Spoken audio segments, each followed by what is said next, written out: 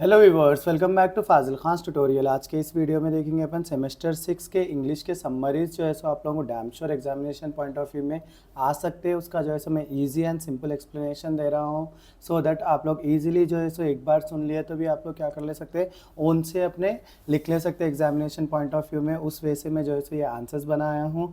आप लोग वीडियो को स्टार्टिंग से लेकर एंड तक देखिए। सो 3 समरीज आपके कवर हो जाएंगे।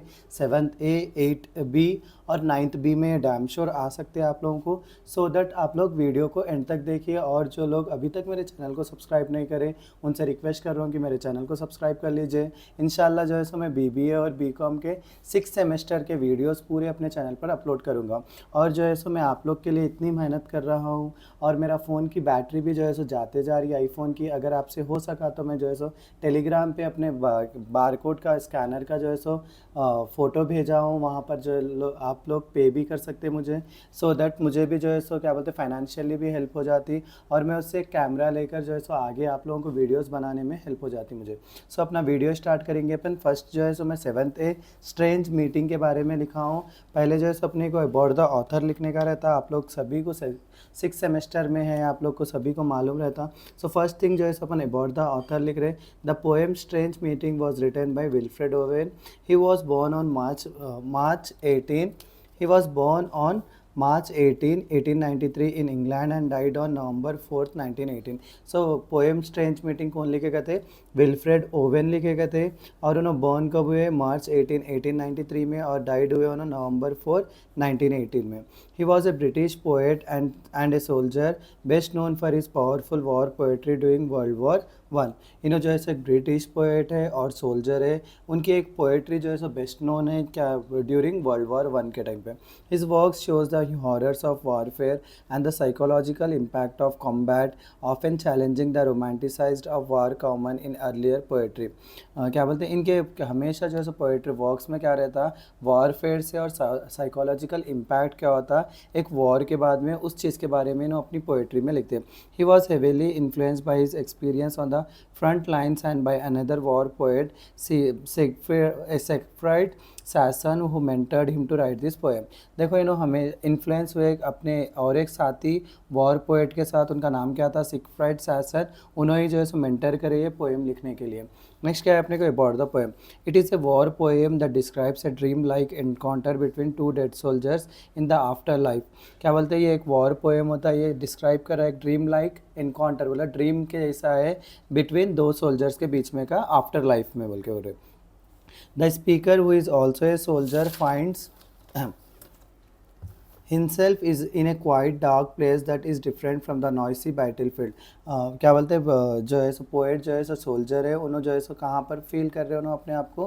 क्वाइट डार्क प्लेस में, जहाँ पे जो है सो डिफरेंट है वो नॉइस बैटलफील्ड से। He realizes he has gone to hell और a place where dead soldiers made. उन्होंने क्या रियलाइज़ करे कि उन्होंने जो है सो हेल को चले गए या तो फिर डेड सोल्जर्स कहाँ मिलते वो जगह पे आ गए। उन्होंने ये चीज़ क्या ड्रीम कर रहे, एक ख्वाब सोच रहे उन्होंने मरने के बाद में कैसी लाइफ हो रही। So there he meets another soldier who looks familiar. As they talk, the speaker realizes that he had killed this man in battle। उन्होंने वहाँ पर जो है सो और एक सोल्जर से मिले आफ्टर लाइफ में, जहाँ पे वो भी एक सोल्जर था। उन्होंने वो सोल्जर भी उनके जैसे दिख रहा था, जैसे कि वो लोग दोनों बात कर रहे थे एक दूसरे से। तो उन्होंने रियलाइज़ करे कि क्या बोलते ये सोल्जर को मैं ही मारा था बैटल में बोल के। Surprising the man does not express anger, instead he speaks sadly and gently. He tells the speaker that war has ended but both their lives and destroy their dreams, hopes and futures। Poet जो है सो क्या बोलते हैं ये बात से उन्होंने surprisingly उन्होंने क्या बोलते पोएट क्या सरप्राइज हो रहे, और जो मैन उनके साथ में उनको उन्होंने जिसको मारे उन्हें जो सो एंगर नहीं बता रहा, इंस्टेड उन्हें क्या बोल रहा, स्पीक्स उनसे सैडली और जेंटली बात कर रहा उन्हें। वहाँ पर उन्हें क्या बोल रहा है कि वॉर एंड हो गया लेकिन अपने लाइफ से डिस्ट्रॉय कर दिया अपने ड्रीम्स को, होप्स को और फ्यूचर्स को। The dead man says he used to be a poet and wanted to write about the truth of war, not the lies told to young men to make them fight। He talks about how war wastes young lives and how soldiers are used like tools for power and glory।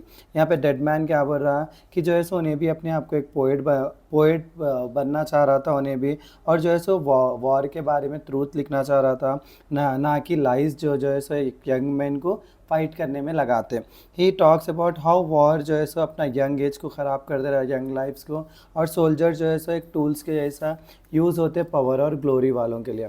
The poem ends with a strong emotion impact. The man tells the speaker, I'm the enemy, you killed my friend. This shows the tragedy of war, how it turns similar innocent young men into enemies, even though they could have been friends. The poem जो है सो strong emotional impact होता, ये जो है सो poet बोल रहे कि मैं ही जो है सो तुम्हारे को मारा, मैं ही हूँ तुम्हारा दुश्मन बोल के अपने दोस्त को बोल रहे, लेकिन वो चीज़ क्या बता रही है, अपने एक ट्रेजेडी के जैसा वॉर की बता रही।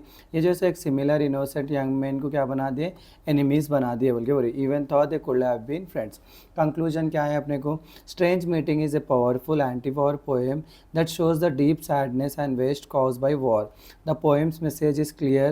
War is not noble or heroic, but tragic and full of pain. Strange Meeting क्या एक पावरफुल एंटी वॉर पोएम होता, उन्हें डीप सैडनेस और वेस्ट कॉज वॉर से और उस चीज़ को बता रहा।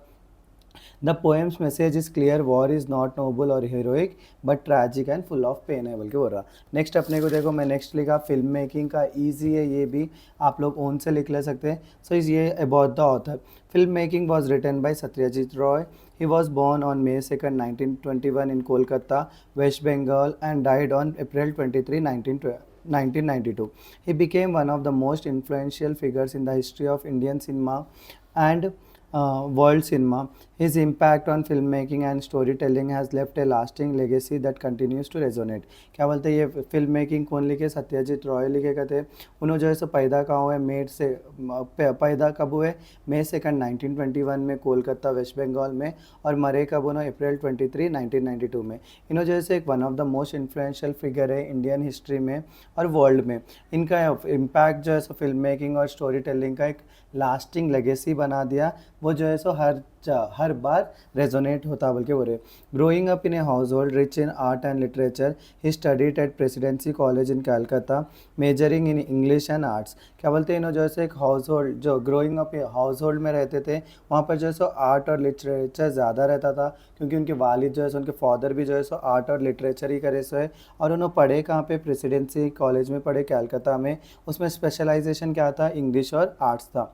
उनके father, his father was a prominent Bengali writer and artist which greatly influence him.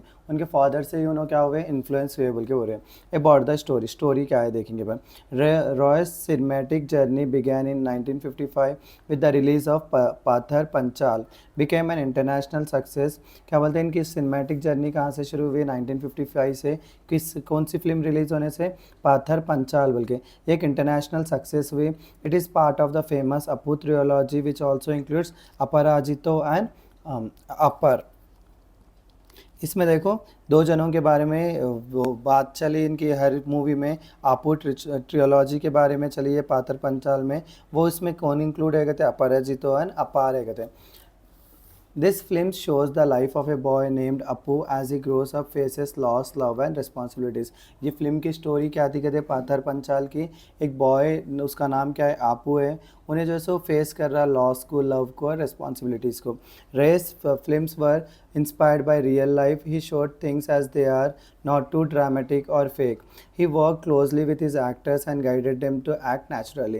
Race film हमेशा, रेस जो सत्यजीत रॉय की फिल्म्स हमेशा क्या रहते थे, इंस्पायर करते थे अपने को रियल लाइफ से।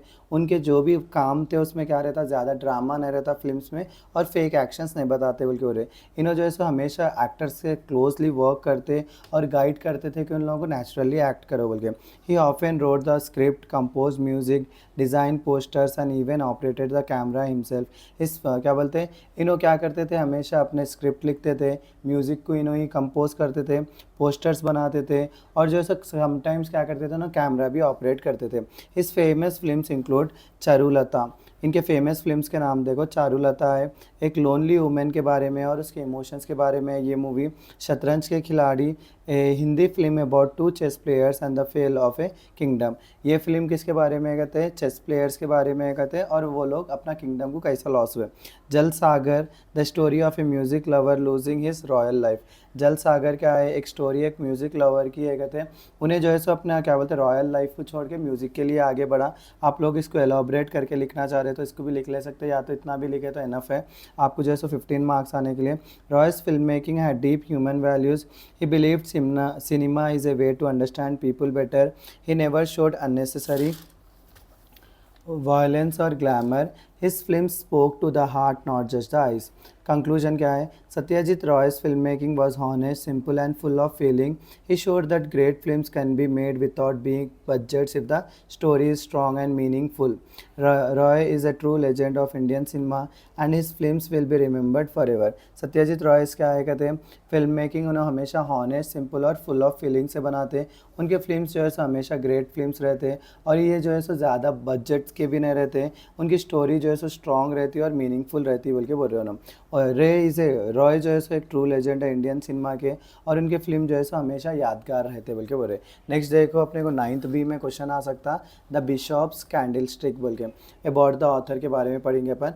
The bishop's candlesticks was written by नोमान McKinnel. He was born on February 10th, 1870 in United Kingdom and died on March 29, 1932। बिशॉप्स candlestick कौन लिखे, कहते हैं नोमान मैकेनिल लिखे। उन्होंने जो है सो पैदा कहाँ हुए, February 10th पैदा कब हुआ ना, February 10th 1870 को हुए यूनाइटेड किंगडम में और मरे कब उन्होंने March 29, 1932। उन्होंने जो है सो he was a Scottish actor, playwright and theatre manager. He was active from the 1890s until his death। उन्होंने जो है सो एक स्कॉटिश एक्टर थे, उन्होंने भी एक प्ले राइट थे और थिएटर मैनेजर थे। उन्होंने एक्टिव कब से थे, 1890s से थे कहते जब तक उनकी देहांत ना हुए, डेथ हुए तक। He appeared in many stage roles in the United Kingdom and overseas as well. उन्होंने जो है सो कई सारे स्टेज रोल्स में पार्टिसिपेट करे यूके के और जो है सो ओवरसीज में भी। He initially pursued a career in engineering before transitioning to acting. He became renowned for his Shakespearean performance and toured extensively in United States, Australia and South Africa। उनका जो है सो उन्होंने पहले जो है सो करियर में क्या लिए थे, इंजीनियरिंग लिए थे, लेकिन बाद में क्या करे उन्होंने एक्टिंग में आ गए। उन्होंने जो है सो रिनोन्ड, उनकी एक यादगार चीज़ क्या है, शेक्सपियरसन का परफॉर्मेंस होता और उन्होंने जो है सो कई सारे टूर करे यूनाइटेड स्टेट्स में, ऑस्ट्रेलिया में और साउथ अफ्रीका में। अबाउट द स्टोरी क्या है वो देखेंगे अपन। The story begins with the bishop living a simple life, helping poor people in his town. He owns only a few valuable things। क्या बोलते हैं, ये स्टोरी बेगिन हो रही बिशॉप लिविंग की, एक सिंपल लाइफ जी रहे उन्होंने, पुअर पीपल को हेल्प कर रहे टाउन के। इनके पास कोई क्या बोलते हैं बहुत कम जो है सो वैल्यूएबल थिंग्स है, कहते हैं including a pair of candle sticks which he treasures as a gift from his mother. उनके पास क्या है, कैंडल स्टिक्स है कहते हैं सिल्वर के, वो जो ऐसे एक ट्रेजर के जैसा, एक ख़जाने के जैसा रख लेते हैं। वो गिफ्ट कहाँ से मिला, उनके मदर के पास से मिला। One night a convict break in to the bishop's house. He is hungry and angry with the society because he was treated badly after being release from prison. The bishop offer him food and shelter even though the convict returns him. बोले तो कि एक night जो है सो एक चोर जो है सो उनके घर में घुस आया था बिशॉप्स के। उन्हें जो है सो हंग्री भी था और एंग्री भी था सोसाइटी से, क्योंकि जो है सो उन्हें क्या बोलते हैं बैडली ट्रीट कर रहे थे जेल से छूटने के बाद में। सो बिशॉप क्या करे, उनको खाना दिए और शेल्टर दिए। इवन था उन्होंने क्या कर रहा था, कन्विक्ट जो है सो बिशॉप को थ्रेटन कर रहा था। The next morning the convict steals the silver and run away. He is caught by the police who bring him back to be the bishop's, but instead of accusing him the bishop tells the police that he gave the silver as a gift. He even adds the candlestick telling the convict he forgot to take them. Next morning क्या हुआ, convict जो है सो चोरी करा उनके घर में silver और भाग गया था। उसके बाद में वो पुलिस वालों से पकड़े में गया।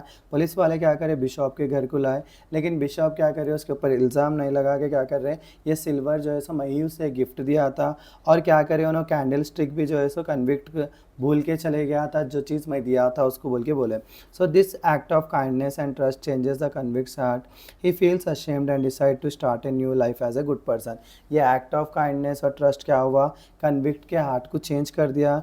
कन्विक्ट जो है सो अशेम फील हुआ और डिसाइड क्या करा उन्हें, एक नई लाइफ जीना, अच्छे इंसान के हिसाब के सोचा उन्हें। कंक्लूजन क्या है ये स्टोरी का, The story teaches that love and forgiveness can change people.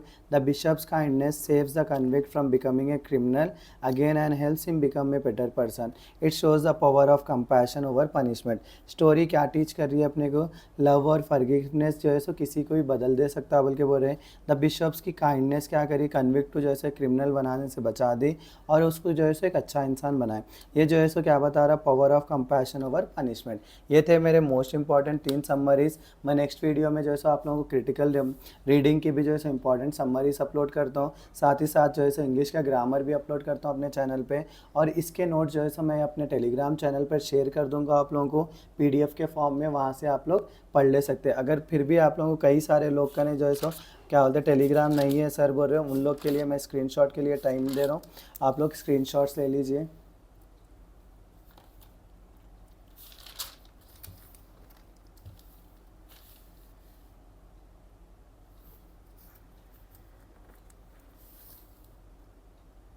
और अगर आप लोगों से जो भी अगर पे कर सकते हैं तो मुझे पे करिए, क्योंकि जो है सो मैं जो है सो टेलीग्राम पे मेरा बार कोड भी डाल दिया. अगर आप लोग से हेल्प हो रही तो करिए, क्योंकि मुझे भी जो है सो नेक्स्ट मंथ से जो है सो ना तो कॉलेज रहता ना तो स्कूल्स रहता. उस टाइम पे जो है सो मुझे वो पैसों से जो है सो यूज़फुल हो जाता. और जो है सो मैं चाह रहा हूँ था कि अगर लोग ज़्यादा लोग जो है सो पैसे डालेंगे या 100-50 आपसे जितना भी हो उतना डाले समझ जाओ, मैं उससे कैमरा ख़रीद के और भी जो है सो अच्छे वीडियोज़ बना सकूँगा.